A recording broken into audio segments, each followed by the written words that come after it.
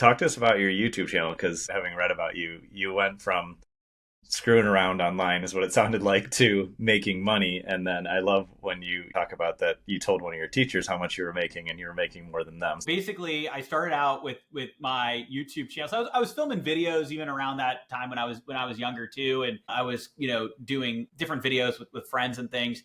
But when the iPhone came out, I got that. I was like, oh, this is so cool. There's all these apps on here.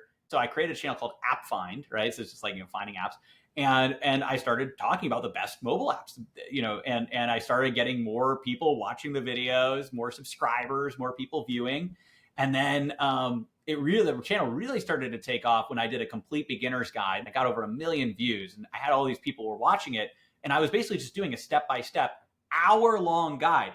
And the reason I did it that year is also my dad got an iPhone for the first time, and then also my grandmother did as well. And so I was trying to teach them how to use an iPhone. And so I basically was teaching them, but then I created a video and people love that video. And that video basically was the first one that went viral.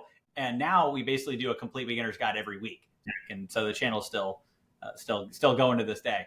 The brilliance of what you started with is that you made something really valuable for someone very specific. Like you mentioned your grandmother a few times here. That's something that has helped me over the years, because I've recorded a lot of video, not as much as you, I don't think, but lots and lots of video over the years, and done lots of podcasts and done lots of things. And when I struggle in creating content, I think I'm talking to a large audience, and that's where my head gets all screwed up and I'm going the wrong direction. When my content really lands, I'm writing for one specific person. So I can pick, an ideal client I have that definitely has this problem, or I can think of, a family member, things like that. And I think that really personalizes the content. And it also, for me, keeps me on track with like, what am I going to talk about and what am I not going to talk about? Because the longer you're doing something, the more of an expert you become. And it's, for me anyway, it's easy to like really bloat everything I'm talking about and covering and go too deep, too far. And that's not actually helpful. And it's not valuable when you share too much, which is definitely something that I struggle with. So I think that's brilliant that you chose a specific person to create it for. And here years and years later, you still have an amazing channel running just from that good experiment and good idea. Appreciate that. Thank you.